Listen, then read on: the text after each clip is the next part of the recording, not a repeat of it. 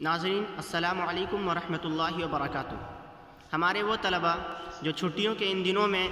فاعل اور مفعول کا بھی اعراب بھول گئے ہیں اور وہ یہ کہتے ہیں کہ ہم امتحان کیسے دیں، تو ہم نے ان کے لیے ایک شعر تیار کیا ہے، وہ ذرا سماعت فرمائیں کہ اسم فعل حرف لفظ کے اقسام ہیں،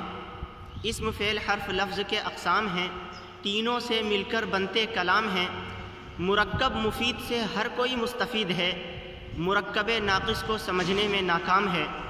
نہ بدل سکا کوئی مبنی کے آخر کو، نہ بدل سکا کوئی مبنی کے آخر کو، معرب پر آتی حرکتیں تمام ہے،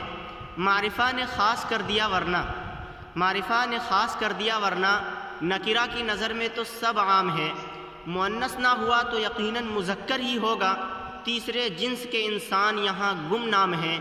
فاعل کبھی چھپ جاتا ہے فعل میں،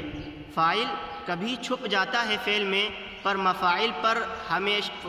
آتے ہمیشہ سر عام ہیں، نعمہ حبذا سبب ہیں دل کے تسکین کا،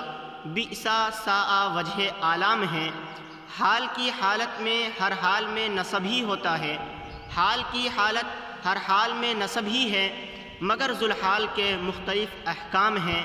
عندی عشرونہ کی تمیز آئی سمجھ درہمن سے،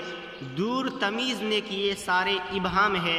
مبتدا تو وہی ہے جو آئے ابتدا میں، خبر پر پہلے آنے کے بھی الزام ہیں، موصوف صفت میں دوری بھی ہے ممکن، موصوف صفت میں دوری بھی ہے ممکن، مضاف مضاف الیہ میں فاصلہ حرام ہے۔